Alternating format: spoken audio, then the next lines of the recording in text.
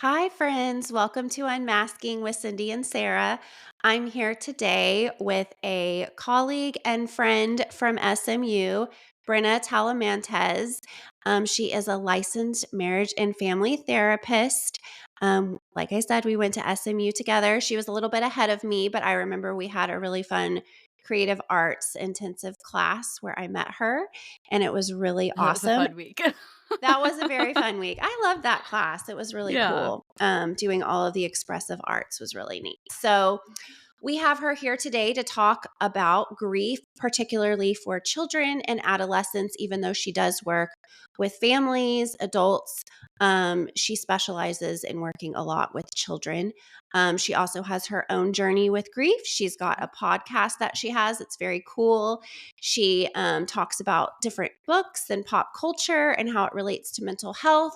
She also has an Etsy shop. She loves to craft. So we are so excited to have you here, Brenna, talking with us today. So to get started, we just wanted you to tell us a little bit about your background, about yourself, how you got into the mental health field, and your journey with grief. Yeah. Well, thank you, Sarah, so much for having me today. Of course. I could talk about grief and especially child grief all day long. So thank you so much for allowing me this opportunity to do so.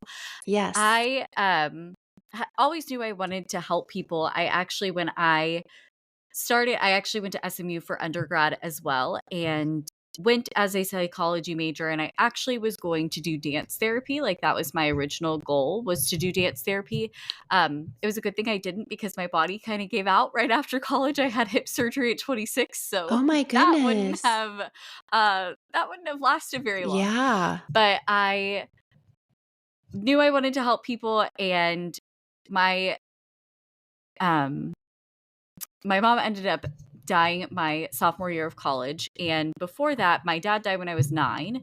And he had been sick my entire life. He was sick for 2 years before I was born. And then I grew up in the hospital. I thought the physical therapy was just my little jungle gym. Like, when my dad was in physical therapy, the other physical therapists would take me to the little grocery cart little area, and I would play grocery store, and then I would walk up and down the little bus stop thing. Like, that was fun for me. Like, I didn't know anything else. Like, the physical therapy people were my friends. All of this Yeah. was very our normal. We grew up in the hospital.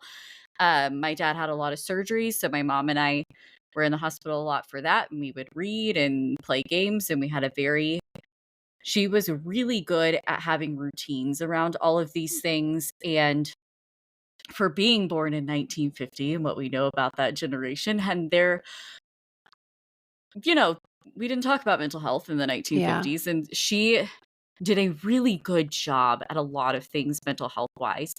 And we had routines built around our hospital stays. And every time he was in surgery, this was our specific routine. We read books. We had this one specific game we played that I still have, but I can't remember how to Oh, play it, but I have it. I haven't played it since, but we have it. And then when he got out of surgery, we all played cards together. So we had routines built around all of these things. And when I was 8, my dad had his first of 3 heart attacks, and so he went in the hospital for 10 months and didn't come home. He wow. couldn't talk after that. He could communicate in other ways and would let us know that he was disgruntled, and he would, punch the us or the nurse. And mind you, this punch was not very hard. He would just, whack us, but, he didn't have a whole lot of strength, but he would let us know he was disgruntled. Um but, I made friends. This was, before HIPAA was, really a thing. This was, 1999, 2000. Yeah. Like, I would answer the night calls with the nurses at the nurses station. I would trade back rubs for snacks out of their it was fun. I Yeah. enjoyed it. Like, it wasn't, a traumatic thing for me. It was just our normal. Um, and so once he died, we missed actually all of our friends at the hospital. That was one of the things that was kind of weird for us. It was like, we're home. It's 8 p.m. and we're at home. This is weird. We're not at the Yeah. hospital. We're not, it's just weird for us. And then we tootled along through life, and we actually went to Journey of Hope, which is a local in Plano and Frisco, Texas. They provide free grief support groups for kids and teens and their families after someone has died. And we went there for 5 years. And through then the cancer diagnosis and then death of my grandmother, who had finally moved to Texas and then a year later got diagnosed with cancer and then died at the end of 8th grade. And then it was just me and my mom, and that was fun through all of high school. And because our personalities were very similar, so it was one of those like we were best friends or screaming at each other situations. Yeah. But she and I, we made it through high school. We got there. So then I went to SMU knowing I wanted to help people. I always thought I actually wanted to build roller coasters.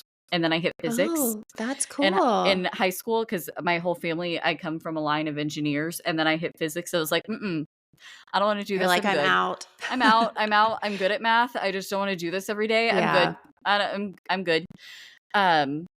So went to SMU wanting to help people. Then my mom died unexpectedly when I was a sophomore in like the week before Thanksgiving. So Oh my that goodness. November's really fun and exciting for me because about November 1st, all the like flashbacky memories kind of start coming up of this was the last thing we did. This was the last we were talking about Girl Scouts before we Yes. started recording, and she was my Girl Scout leader, and our actual like last Girl Scout event was a joint event with my sorority and then our Girl Scout like service unit to do a Veterans Day. Like we made Veterans Day gifts for the VA Uh-huh. hospital. But of course, like we're delivering them to the Dallas VA hospital at like the night before at 8 p.m. And it's 2010. We don't have iPhones, or like people had iPhones. She and I did not. Yeah. And so my GPS that was in my car, that was like, the one you just plugged into the cigarette lighter, like Yeah. didn't stopped working. So that we don't really know where we're going. It's 8 p.m. in downtown Dallas. And we're like, well, let's just follow the signs. We'll figure it out. So like all Yeah. these memories start coming up in November. So November's really fun and exciting. So after my mom dies, I went to Florida for a couple months with my family, and one of my cousins looked at me and she said, okay, you've been given all this. What do you think you're supposed to do with it? Yeah. Why do you think you've been given all this? And my first response, because I'm just a little sassy and sarcastic, is, well, somebody has a really sick sense of humor. And I get kind of the sassy look back from her. And I said, fine, maybe I'm supposed to do something with it. And so once I got back to SMU, I decided, all right, we're going to pivot from dance therapy. We're going to help kids and teens who are grieving. And so that's when I kind of shifted my focus and wanted to do that. So I ended up at SMU for grad school instead of going to. There are only 7 schools that have dance therapy programs, and they're all on the East Coast. So although I would have enjoyed that, didn't really need another big shift in my life. So it was nice to Yeah. stay home and go to SMU, and now this is what I do. So I have actually volunteered and then worked at Journey of Hope and before, and really enjoyed that. And now I have my own private practice and specialize in working with kids and teens who are navigating grief, and along with other things, and Of course. ADHD, anxiety, life transitions, just needing to vent about middle school and high school and all of those I stressors as know. well. And I really just enjoy talking about child grief and Mhm. advocating for kids and teens, and just letting people know how prevalent it is, and the Texas number for kids and teens who are grieving just the death of a parent or sibling is 1 in 14. And Wow. that's a lot of kids just It in the state is. of Texas. The national number is 1 in 12. And the people who, this is from the child bereavement estimation model, and this is done from Judy's House, which is a bereavement. Um, they're a, oh my gosh, why can't I? Like a nonprofit. Thank you. They're like a bereavement center in Denver, and similar to Journey of Hope, they do grief groups and provide therapy and things. But they have created this child bereavement estimation model, and it started, I want to say, like in 2016, 2017. And so the number used to be like, I want to say nationally, like 1 in 16. So this number has increased, Wow. and it has increased significantly since COVID. Okay. And this number just includes the death of a parent or sibling, because then what they take from this is how um, child grief is a public health issue, Mhm. because child grief does affect, like, if someone in our home dies who lives with us, which more likely is going to be a parent or child. And for most people, there are people that have like grandparents and other people living with them as well. But for most families in the United States, it would be a parent or sibling. It affects our development. It Mhm. it affects how we're raised. For me, like, even though I didn't have siblings, I was adultified. I was not parentified because I didn't have younger siblings to help raise. But I was adultified. I was helping my mom pay bills by the time I was 15. I was out Wow. working, like, because she did try to go and have a full-time job.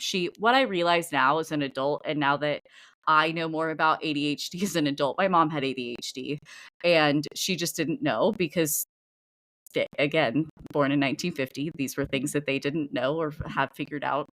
Um, but full-time jobs just didn't work for her. Yeah. She was really good at a lot of different things and loved the flexibility and the opportunity to work at a lot of different jobs. And she was good at doing a lot of different things. But that also didn't afford us, consistent like healthcare and Yeah. like consistent bills and like things like that. And the one year right after my grandmother died, she did try to go and have a full-time job for ninth grade. And because she looked at me after she died at the very end of eighth grade, she's like, listen, we don't have help from her anymore. I got to go do this. And I was like, all right, Yeah. like, I understand. I'm old enough to like understand that. But she would like leave before I would wake up because she was working in Addison. She would, try to avoid the tollway to like Yeah. save money and things. And then she wouldn't get home until after I was at dance. I'm like, I don't see you. And I'm like, this Yeah. isn't working. And so, we valued our time together. So she went back to, when I was in high school, she started subbing. And so she subbed a lot in my high school, which was like really great. But also, like, when she subbed for my chemistry teacher, I then would have her for first period and then study hall and then second period for pals. So then my second period, I'm like, oh my God, write me a hall pass. Like, we're done. Like, I love Yeah. you, but like, this is too much. Like, I know we wanted to be Yeah. together, but like, too much. So, but, you know, I was adultified. I was helping her Mhm. pay bills. I went and got a job. I had multiple jobs because I worked a summer camp job. I worked starting at 16, if y'all know what Sweet and Sassy is. It's like a little I birthday do know party. Sweet and Uh-huh. Sassy. Oh yeah, Little girls can get their I ears was one of the pierced and original party okay. coordinators there. Yeah, when they opened. That's how old I am. But um I was a parentified or an adultified kid, which also meant that I didn't go experience other normal teenage things. Um, there are kids that are then parentified and having to help manage and take care of younger kids. This also, a lot of people have to move. We didn't have Yeah. to move, but life was really stressful for us because we didn't move and we're trying to like pay the bills to keep our house. That caused a lot of stress, which then can cause a lot of medical conditions. And the Yeah. list just goes on and on. So, child grief is a public health issue. And this Yeah. is why I can sit on my soapbox for hours about child grief. And again, these numbers are just from a death loss of a parent or sibling. This does not include grandparents, aunts, uncles, cousins, teachers, friends, anybody else that may be important in this child's life. And what people also don't recognize, I think, is the secondary losses that come after somebody dies. For example, like when my mom died, my mom didn't just die. I then lost my house. Like, Yeah. I couldn't live in my house by myself. I was at SMU. I couldn't pay a whatever mortgage payment. I was working, but my part-time job at the bookstore only paid Yeah. for X, Y, and Z. Like, I was only helping pay the light bill. Like, I couldn't pay the mortgage Mhm. payment. So, I then lost my house. So then for the other 2.5 years I was at SMU, I was like house hopping of like, where do I live? When I'm not at SMU. Thankfully I had a dorm and like had places to go on campus, but campus closed at some points. So where do I Yeah. go? Um, There are losses of friendships. There are losses of other relationships. There's the loss of confidence. There's a loss of identity. Am I still a kid? Am I still somebody's kid? I'm no longer anybody's daughter. What does that look like? That's a lot of things to navigate. Yeah. Um, I had a conversation with a client a couple weeks ago of like, I'm now the oldest sibling. That's a lot to navigate. Yeah. So there's so many other losses that come with it's not just your loss of your person. There are so many other losses that come with that. Yeah. Thank you for So sharing all yeah, of that. there's like really I long-winded. No, I appreciate you being so, like, open about all of that, and it seems to like, when you're from, because I grew up with a very sick sibling, so I grew up in the Mhm. hospital all the time, Sure. and that's just your normal, like, I was born into it, so I just knew, like, Travis had seizures, I had to hold his head to help my mom get to the emergency room. You Right. grow up with that. That's just, like, I feel like part of It's just normal. it's just normal to you, and you see that person sick, and so, growing up, it was always like there's a quality over quantity of life, right? Mhm. Like, that you think about with that. But then I hear, like your mom, it was so sudden. It's a different kind of grief when you have, like, time to say goodbye versus Sure. time of, like, you're not expecting something to happen. Right. But there's also the trauma on top of, like, I know you mentioned that it didn't seem traumatic for you being in the hospital and all that, but I do feel like Right. it makes you more mature at a young age than Sure. you're supposed to be. Which then you, Um, like, lose your connections, like, with your peers. Like, yeah, I very much struggled, like, with friendships with my peers. And I recognize that now as an adult. I'm like, yeah, I had friends, but, like, I couldn't connect with them on the same level. Like, it because they just just didn't understand it. no, and, like, their worries were completely different than my worries, and, like, even my friends in college, like, they were worried about, like, what were they wearing to the party this Yeah. weekend, and I'm over here like, "Are you what?" Where am I going to Like, live? Like, I'm like, where's, "I yeah. am trying to, like, eat this week, but Hmm. okay." Like, Yeah, but yeah. and I imagine too, losing your mom was also losing a friend, and you don't have Mhm. a sibling.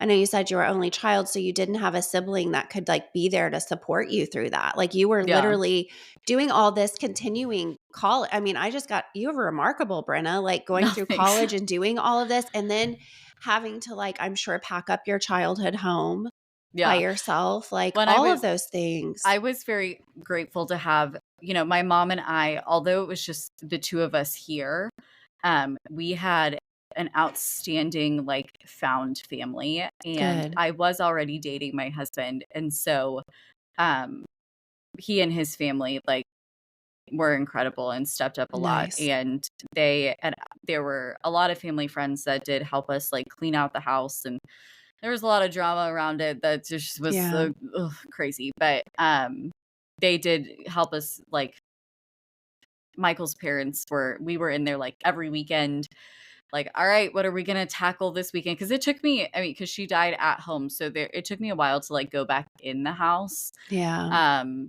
and, like, even before I left for Florida, like, I don't even think I went in the house before I left for Florida, so I was, like, instructing my cousins to be like, "Okay, this thing," because we made, like, a fire pile, like, if the house were to set on fire while I'm gone, what needs to go to my mom's best friend's house. So I was like Yeah. telling him, I'm like, this thing is over here on the thing, like over there, like go get that. And so I was like instructing people from outside because they couldn't go in because it was just too much. But then Yeah. when I came back, it was our friend family that was here that was um helping us do everything, and they helped us get everything organized and set up, and it was still really hard and difficult to navigate, but it would have been significantly harder if we hadn't had those connections and relationships with people before that. So, I am very grateful for that, Yeah, I'm for glad that sure. you had that support too and that you continue to have that. Oh, I yeah. wanted I wanted to ask because I didn't realize that number of 1 in 14. Mhm. So, being so high, because that does feel like, a lot of people are, losing very significant attachments with their parents, things that Mhm. really help them move through life. with that support. So when that's taken away, I mean, I feel like that's when some people just don't cope really well. They can be on a really good path, and then that grief can really like sink in and cause them to go down some really bad roads. Mm-hmm. How does it manifest, grief, or what you have seen in your work with children and with teens versus how it would adults who have already like losing they're in their 40s, they've lost a parent, but they have their life where they're at. What are you seeing more with what people should look at, for teens and children when it comes to grief? I think it truly, I mean, it depends on a lot of factors. So everybody's grief is going to look different, and there truly is no right or wrong way to Mm-hmm. grieve within reason. If we are hurting ourselves or other people, that is like very extreme. Like we can't be doing that. But there's no right or wrong way to do this. And I think, um, I think a lot of adults worry if teens and kids aren't expressing themselves, or they're like, my kid isn't crying. And I'm like, Mm-hmm. okay, well, it happened a couple weeks ago. They may still be feeling very numb. They may not be processing. Like, I think, like, when my mom died, because everything was so sudden and so unexpected, like, I cried, like, day of. Like, when I got the phone call and I, like, Yeah. had to call my uncle and then call Michael, and I was like, all right. And then I cried, like, that day. I cried at the funeral, and then I was like, I have no more feelings until I got home, because I was used to being in Florida. I mean, my dad was sick. Like, I was shipped to Yeah. Florida a lot. Then I had a single mom. I was shipped to Florida a lot. Like, I was used to being there by myself without her. So, like, I was like, all right, I'm just on vacation. So I was very numb. Like, everybody expected me to fall apart during Christmas. Um, because Christmas is, I grew up with a themed Christmas tree in every room of our house. My mom Okay. decorated people's houses for Christmas. Like, my whole family expected me to like fall apart all during Christmas. And my mom's birthday is 3 days after Christmas, and they're all looking at me like, "What is wrong with you?" I'm looking at myself going, "What is wrong with me?" Like, I had stolen my nephew during Christmas Eve services, and he and I sat at he was 3 months old, the oldest one, and I looked at him. I was like, "Buddy, if Aunt Brenda needs you to cry, you gotta cry so that we can leave.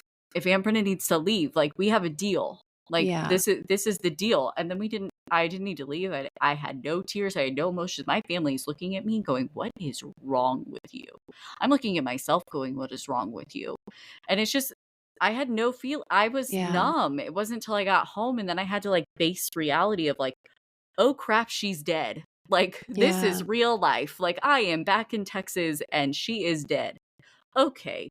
Um, so it could be that, we haven't processed what's going on. If kids are too distracted, like, we're keeping them busy because we don't want them to process. We don't want that. Like, we want them to be happy. Okay, well, at some point we do need to allow them the space to process. We need to take them Yeah. to a group with their peers. We need to put them in therapy. We need to look at them and go, what does your grief look like today? Just ask them, what does your grief Yeah. look like today? I think some people are sometimes afraid to bring up their grief or their person, but it's okay. And if they don't want it, they may not want to talk to their adult. I didn't really talk to my mom a whole lot about my dad because A, I didn't want to upset her. Yeah. Um, B, sometimes my mom wasn't emotionally regulated. Now I know why. I recognize why now. It makes a lot of sense now. But, Yeah. she wasn't always the safest person to have feelings around based on whatever feelings she was having that day. And so I hid my feelings because I wasn't about to make that a whole situation Yeah. that then I had to deal with the rest of the day. So, they may not feel safe with the people that are at home. So let's give them other outlets. B, they may be too distracted. So we need to allow them time to process. Let's give them a journal. Let's allow them time to color. Let's allow them time to listen to some sad music, because that's going to release some hormones that allow us to like cry if we need to. Yeah. Because crying is good for us because it regulates our nervous system. Um, some kids just don't cry. Yeah. That's okay. We're not going to judge that.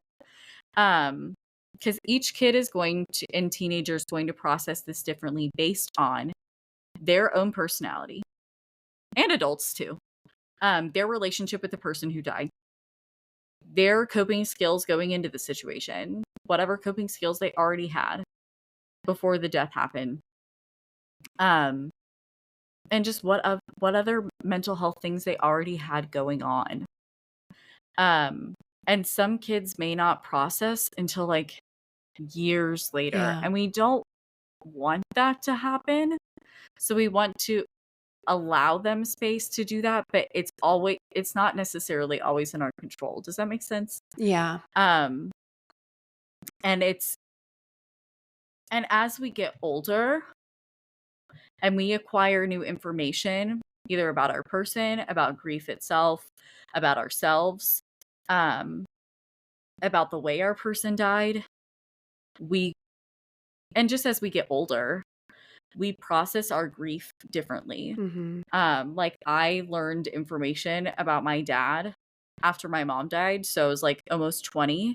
My dad died when I was 9. And I had to reprocess and re-grieve some things about my dad when I was 20 of new information that I acquired. Yeah.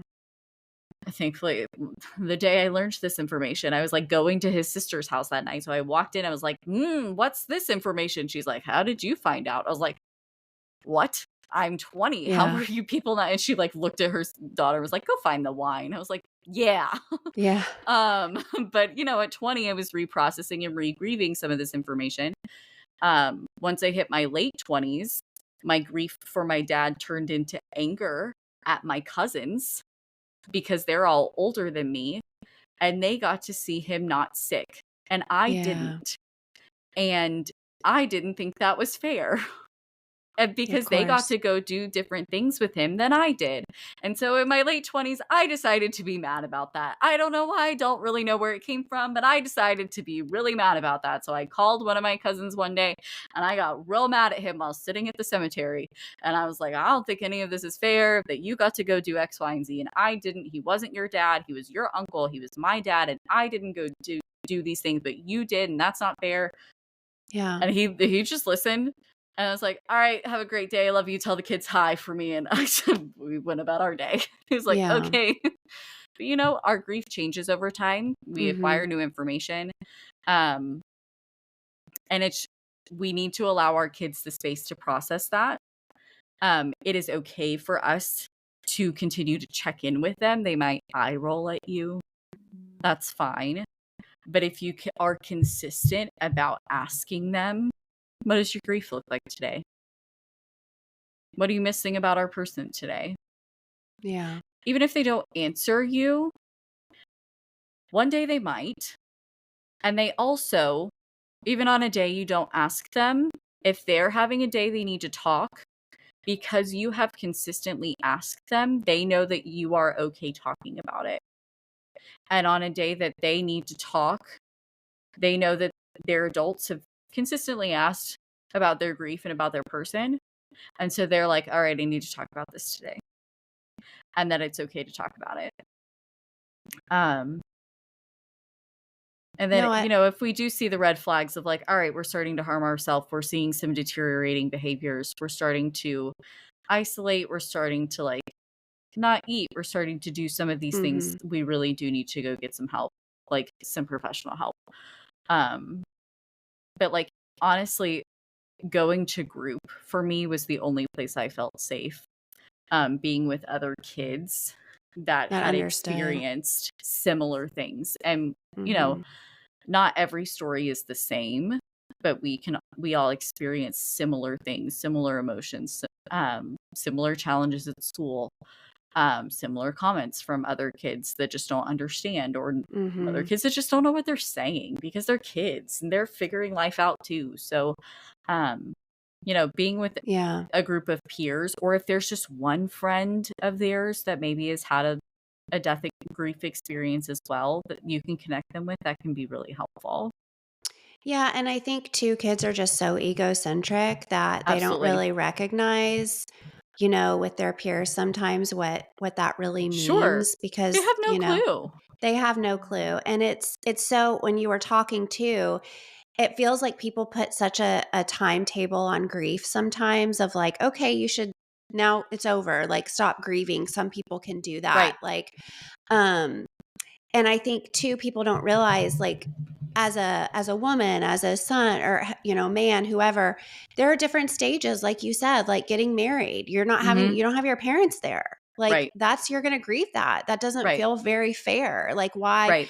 Or I've had clients and they've experienced a loss of a parent, and then they get to middle school and it's everybody else has a dad here. I don't have a dad here Right. at the soccer game. Like, I don't Right. have that, when I'm practicing. Or um, siblings that one was older and got more experience. Like when you mentioned, like, you got Mhm. this time with dad, I didn't. There's all these different like complexities that go with it. And you mentioned Journey of Hope. We had Mhm. Cindy talk last week with Mark and Vanessa from Journey of Oh, Hope, who I I love love. them. I I get to see them know. tonight. I'm so excited. And I have some clients that go to do group with them, and then I see them individually. But Mhm. I remember he talked about his own story, Mark did, Mhm. when he Mhm. lost his wife, and how he Yeah. told his daughter. And I feel like a lot of people, um, when they tell their children about a loss, like saying Mhm. to them, like, oh, they're in heaven now, or however people, whatever they believe. And he was very, no, you got to be very black and white with it, because Yes. kids don't see it the same way that, an adult would see it. So you can't Yes. say to them, like, they're in a better place, or that, what does No. that mean to the child? So Well, and is they're that gonna go something the you kid's gonna talk go, about? "Well, isn't the better place here with me?"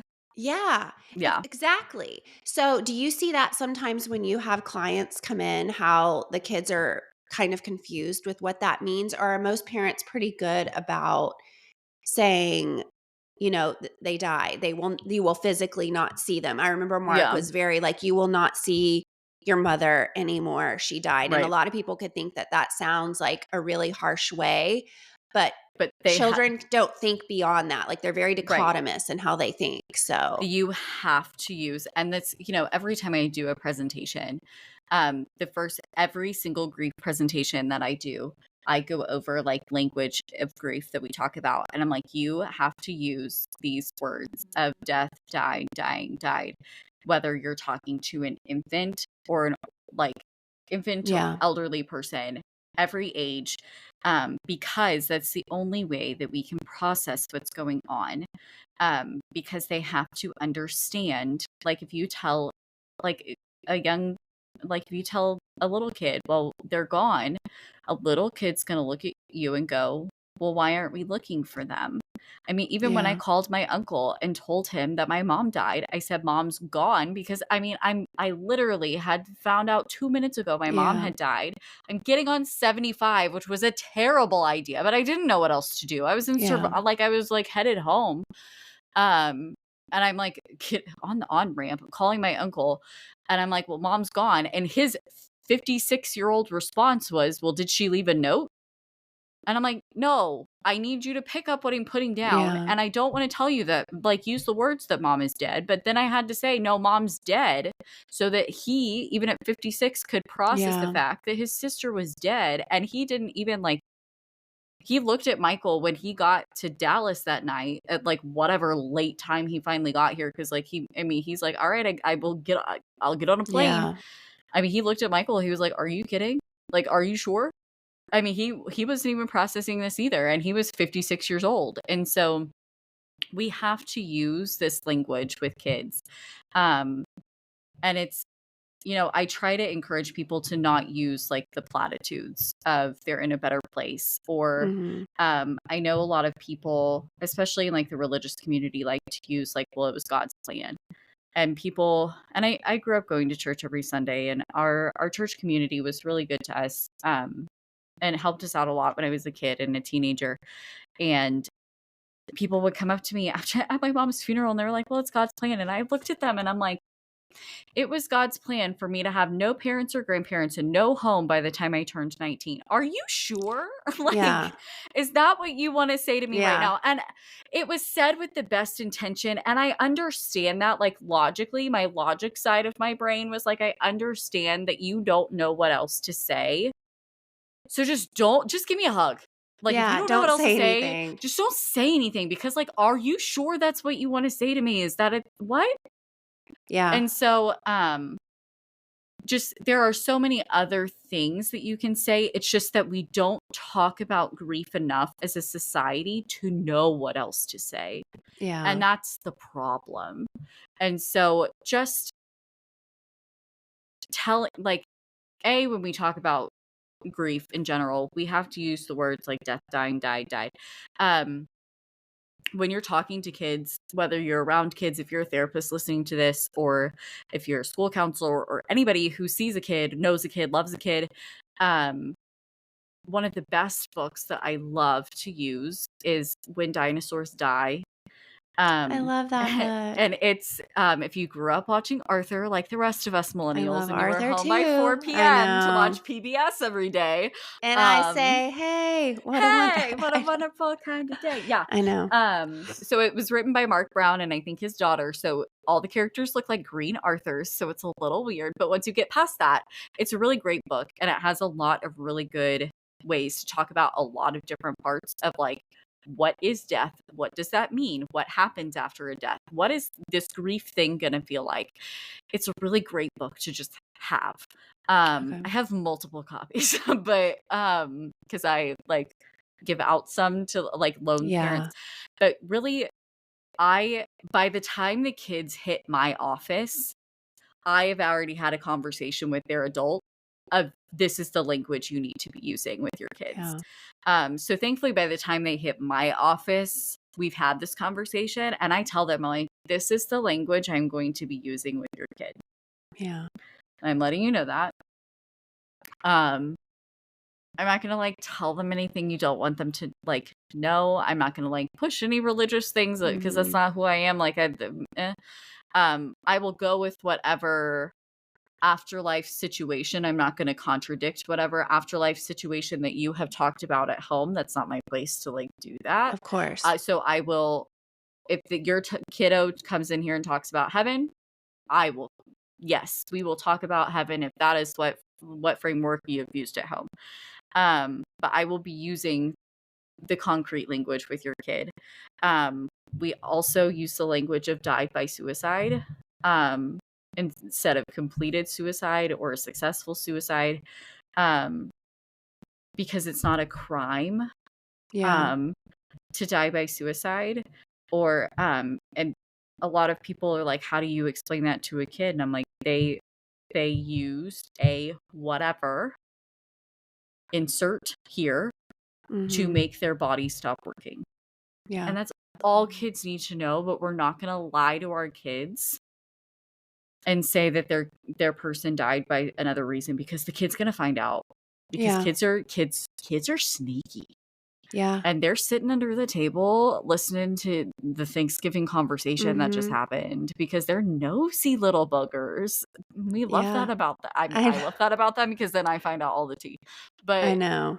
um but They they're hear going it to all, find out. even when they're on their pads, they hear Right, it they all. hear it all, and Yes. especially the stuff you don't want them to know, they're gonna hear it, and they need to hear it from their trusted humans rather than from somebody else, Mhm. because then that builds trust, and if they hear Mhm. it from somebody else, that's going to create distrust with their trusted, with who is supposed to be their trusted people. Um, so even if it is a hard way that their person has died, kids deserve to know the truth about the way their person died. Um, it does not have to be complex. It does not have to be details. They used a blank to make their body stop working. Mhm. And if you are not ready to tell your kid the way that their person died, all you have to say to them is, I know how they died. I'm still processing it. I'm not quite ready to share that with you yet. You haven't lied to them. Yeah. You have shared that you are still processing that information, which is true, Yeah. but you are not lying to your children. We're not going to tell them something that is untrue, because we are going to break that trust if we lie to them, because they're going to find out.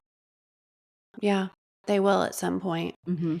And, predictability and trust and all of those things equal safety for children. And so Absolutely. if we're not honest with them, it, they are And going to the find out. Yeah. That's and going to the make it a lot and harder. truly, like, the biggest thing, like, after someone dies, like, the biggest thing that we can provide for our kids is, like, consistency, as much consistency and safety and love as possible. And although my mom, like, wasn't always the one that could come pick me up from school, especially if my grandmother wasn't in town. I loved when my grandmother was in town because she would always be there right at 2:45 to pick me up from school. And there was dinner on the table at, like, a Yeah. consistent night, and it was, like, good food. My mom is great at many things, cooking really just wasn't one of them. She really tried, it just not her thing. But, like, if Grammy wasn't here, I knew to jump in one of these 3 vans. If that mom said, "Get in the van," I'm like, "All right, cool." Like, You but know, that was yeah. what was consistent, was I Mhm. knew these 3 people. My mom would always tell me what the plan was for the week, or at least for the day. "This is who's picking you up. This is where I'm going to be. This is how late I'm gonna be tonight." She would always try to and this was before we had, like, cell phones and texting and all that, but if the plan changed, she would always call the school and have them write me a note and, like, send the note down to me to be like, "This is the plan, the part of the day that has changed." So, like, communicating those things to Mhm. our now very anxious children, because their person has died, and that's going to create Yeah. some anxiety because they're worried about who's going to die next.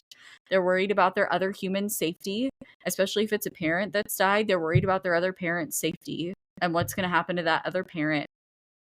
And my mom and I had a lot of conversations about, because I knew I had older parents. My parents were 40 and 47 when they had me. I knew the reality of that situation, and my dad had Mhm. already died. Like, Yeah.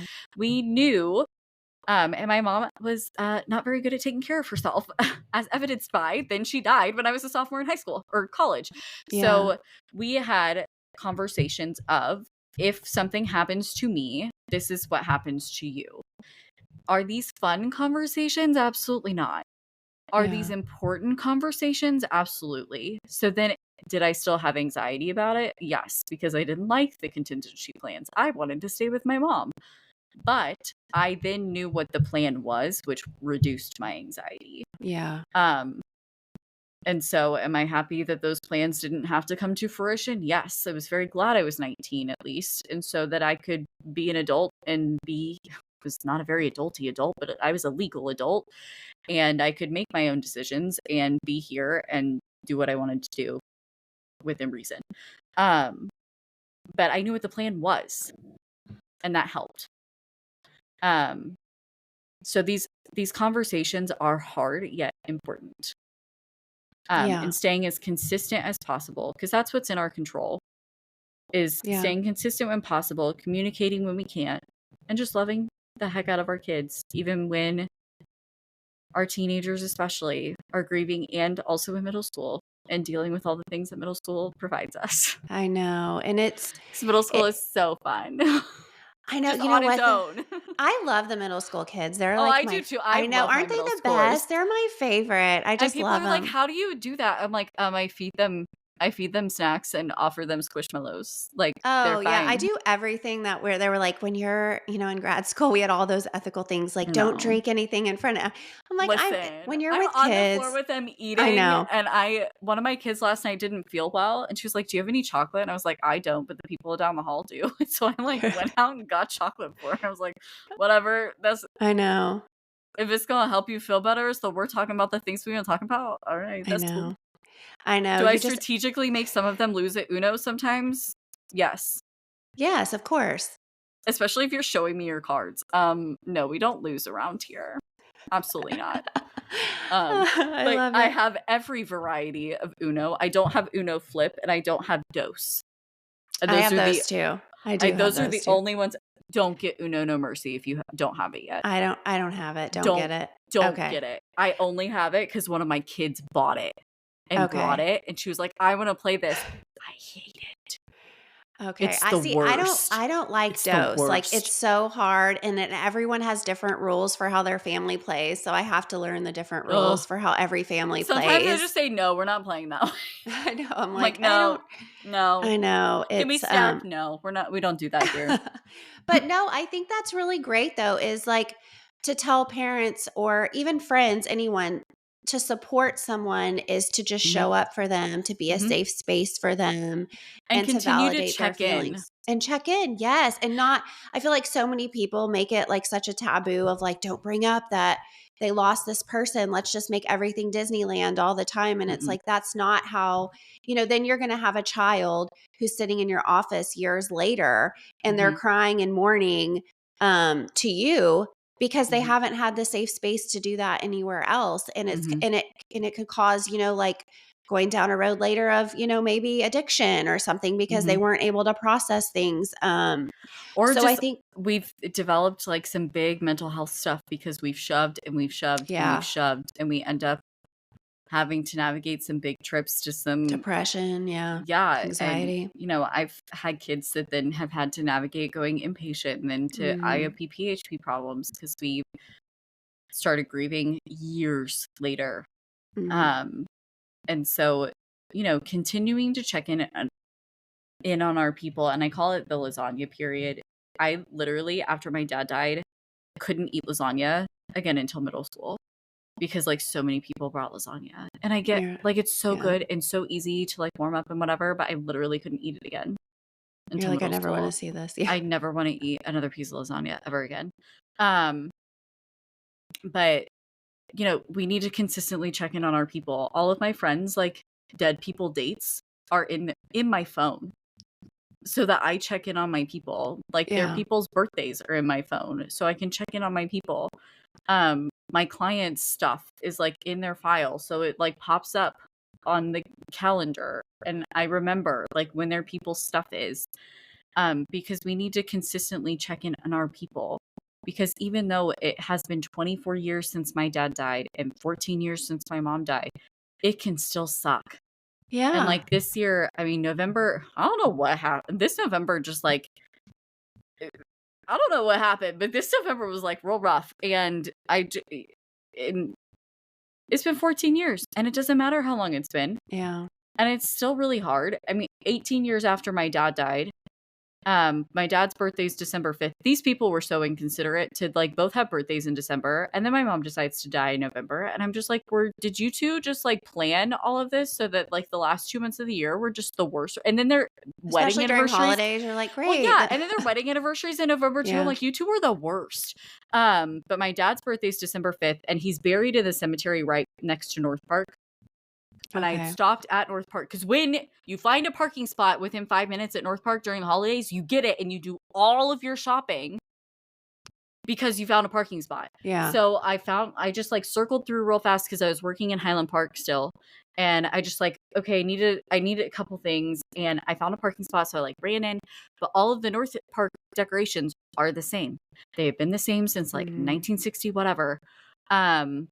But my family and we grew up going to North Park because we lived in Dallas till I was like 5. And it's December 6th. It's the day after my dad's birthday. I've been fine on the 5th. Did my normal routine, stopped at the Yeah. cemetery on the way to work. No big deal. I'm fine. Everyone checked in. I'm like, I'm good. No big deal. We're Gucci. I have a panic attack in the middle of the mall, like on the next day. And I'm like, where the heck did this come from? Because I'm at the mall, all the decorations. Yeah. My The little triggers. triggering event was I had to Mhm. decide if Mickey Mouse or Minnie Mouse was more important at the Disney store. It was like it was this whole thing. I'm like walking from the Disney store back to Nordstrom. I have a panic attack in the middle of the mall. I'm like, what the heck? Where did Yeah. that come from? 18 years later. So you just never know where it's going to come from when it's going to hit. You just roll with it. And how did you, just if you don't mind me asking, how did you handle that for yourself? I was I didn't do any of the healthy things. I like Okay. kept going because you found a parking spot at North Park and you you just had to You're do like it. just I did text a couple. powered through the Yeah, panic. I sat and I cooled off because I got like really hot and I'm just like, Yeah. what is going on? And so I sat down for a couple minutes and I think I got a pretzel. And then it was during the time that Dallas County wasn't giving you shopping bags for free. So I'm walking around the mall carrying a Big Hero 6 Baymax, Mickey Okay. Mouse, and then I was headed to Nordstrom to pick up something for one of my friends. And so I walk in like this, and then I'm like sweating and like crying. And the girl at the Oh, jewelry counter was Brenna. like, "Can I give you a bag?" And I was like, "Please," because I had like taken off like all my clothes. She like saved Um, the day, the yeah, bag and then lady. so then I went and like got myself a pretzel and like called one of my friends, and I was like, "I don't know why this is happening." Like I hadn't put together yet why all of the I Yeah. thought I just got hot. And so I just kept going, and then I got to the car because I think I only had like 2 more stops. I went to Build-A-Bear and then like one more place. And then I got to the car and I like cooled off, like turned the air on or whatever. And then I like texted my sister-in-law. I was like, "Oh my God, the weirdest thing just happened." She's like, "Brenna, your dad's birthday was yesterday and you said you were fine yesterday, but it sounds like you were shoving down your feelings." And I was like, "Stop yelling at me." Yeah. Like, would you stop? And I hadn't really done like really intense therapy yet. I did a couple years later, but uh and she was like, "It sounds like you really need to go home and like chill the rest of the night." I go, "But I really need to go to Costco." So I did go to Costco because I found a parking spot. But then after, I think that once I got home and I told Michael what happened, and he was like, "Sounds like you're done for the day." And so I Yeah. like chilled, and I think we watched a movie and like picked up dinner instead of making dinner and just like chilled the rest of the night. But it took me a minute to figure out what it was and why it was happening because I have like several autoimmune, so I thought it was just like my body Yeah. regulation, like temperature regulation was just off. And so it wasn't until later that I was like, "Oh, this is probably grief related." Well, and you Um, had your support person, which I think is great. yeah. Like you did call your friend. You didn't even Yeah, realize it, but you yeah. did, and she was there. And Yeah. that's Yeah. important. So I did some things and then I was like, "Oh wait." Yeah. But we figured it out. I will say I am probably the worst at taking care of the things. I've gotten better.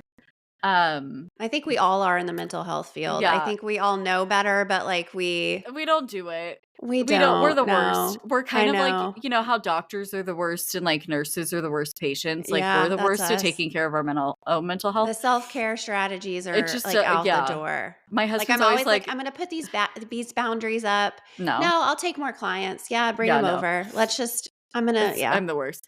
I will say, like, when it comes to, like, anniversaries and birthdays and, like, big days like that, I do have routines built around those days because for my anxiety, I really like routines. Nice. So I do have routines built around those days that are helpful, because we can't control how we're gonna feel. We can't predict how we're gonna feel, um, but we can routines for me feel good and at least allow me the illusion of control, Yeah. um, which helps. And like, especially for my mom's anniversary, like I don't really work that day because I never really, her anniversary in particular, I never really know how I'm going to feel. My dad's is a little different. Like it's a little easier. But hers is so hit or miss of just like, we're good. And Yeah. so I think I did work this year, but it was like, I didn't see any of my grief kids. I saw just like You knew how to protect yourself. I saw like my anxiety coming to talk about high school-y kids. And then one of them that night didn't want to be here. And I looked at her, I was like, "I really don't want to either. So do you want to decorate for Christmas instead? And then we'll talk while we decorate for Christmas." And she was like, "Bet, let's do it." And so we did. I love the lingo. Um, I love how you're using all the lingo too. yeah. So I They mean, you have to, I or they know, think they you're teach me the weird. words. I know, I know. So, I mean, Uh, we did like therapy stuff while we were yes, decorating of for Christmas. course. So, but I mean, I was straight up with her. I was like, "Listen, I'm having a hard day too." She was like, "Yeah, today stinks." I was like, "Yeah, today Yeah, is the it's worst." yeah, Um, it's a hard time of year. Holidays, they can be great, but they bring up so many different feelings, and I feel yeah. like with grief especially, I mean, yes, there's a lot of different kinds of losses, but you know, you we all have to, you know, pretty much meet up with family and that Mhm. triggers different things and different experiences. And I was going to ask you too, um Do you think it's beneficial? Because I do work with clients who have lost parents, and what I tell them is like, do something that that person would really love. Like Sure. if that, yeah. And so is that a good thing that you would tell Yeah. like someone on like a birthday, or like even if you have like maybe for the birthday you don't want to do anything because it's hard, but like do something that that person would have done that they loved, that you loved about them, or something like Yeah. that. What would you say Yeah. to like celebrate that person's life? Because it's so much harder on the living to Mhm. lose that person, and we have to continue on. For sure. So just kind of to end our session today, what Yeah. would you say, or session to end Yeah. our to end our episode, Brenna? What Yeah. would you say would be a wonderful way to celebrate those through grief Yeah. of So and for loss? like for birthdays in particular, there's like I still bake a cake for my mom's birthday. I love And that. because I always baked her, especially after my dad died, and I always baked her a chocolate cake. So I still bake a chocolate cake, even though it's 3 days after Christmas and we're all like full of cheese. I don't know why it's cheese, but like that's just a thing. We're all full of The cheese that week. charcuterie boards. I We don't know made it big why. with the Yeah. Lunchables. Our generation was like, we're Yeah. now going to have the adult charcuterie boards. Exactly. So I still make her a chocolate cake. And now my husband's like, so can you make one from scratch? So now 2 years ago, we decided to make it from scratch because I'm crazy. It was really good. But they're the best from They're so scratch. good. I know. So we do that now. And so I still bake her a cake. There's, especially there's some people that choose to still do parties. There's some people that um sign up for, even for their person's anniversaries, they'll sign up for like a 5K or something in honor of their person, whether maybe it was a what their person died from, whether Hmm. it's like cancer research or maybe a suicide prevention walk, like just something to raise awareness for their person and how they died, just any organization their person would have loved. So some sort of like nonprofit charitable donation give back situation. A lot of people find a lot of joy in that. For the holiday season, one thing that I talk to people about is maybe you get a gift or go get some gifts that your person would have liked and you can donate them to like an angel tree I love or that. donate them to a family needs it. So just I think a lot of us find a lot of joy in giving back to others, and Mm. it brings us like it fills our bucket to do something good for the community. And so in whatever way that could fill your bucket, especially this holiday season, to do that in honor of your person, that can be something really, really great, whether it's an organization that they loved or an organization that is meaningful to your family in whatever way, whether it was something meaningful to them or something that can honor them in some way, that can be really helpful. You can also choose to have them around in your holiday celebrations, whether it's lighting a candle, whether it's setting a place for them at the table, whether it's having their picture up. If you Hmm. celebrate Christmas, you can still put up their stocking and you can fill up their stocking with your favorite memories of them, or Oh, that's beautiful. you can again fill up their stocking with gifts to Hmm. donate, things like that. One of the activities that we do and they still do at Journey of Hope is we read a book called Badger's Parting Gifts. This is a great activity to do with kids. And so Badger's Parting Gifts is a really cute book. Again, I have that in my library too. But you can talk about and like make memory boxes that you can put under your tree or just have. But talk about the gifts that your person gave you, whether they were physical gifts or just uh intangible gifts. Like I got my mom's ability to decorate for Christmas, and so like I can write that down and put that in the gift box. My hands are like covered in like tree scratches from decorating everybody's trees. But you can put that, the tangible and intangible gifts, write it down, put it in the box, and you can put that under your tree or have it out for the holiday season. So there are many, many ways that you can have your person's spirit around for the holiday season. And remember that it is a season. You don't have to put pressure on just the day. If you Yeah. wake up on one of the days of Hanukkah or on Christmas Day and you're like, nope, not feeling it. Yeah. Okay, try again tomorrow. Like, it's okay. And so remember, it's a season. If you try to go to holiday events and you RSVP and then you wake up that day and you're not feeling it, all right, you can change your mind. You're allowed. And Yes. so to try not to put too much pressure on yourself if you are grieving this time of year, because it is rough.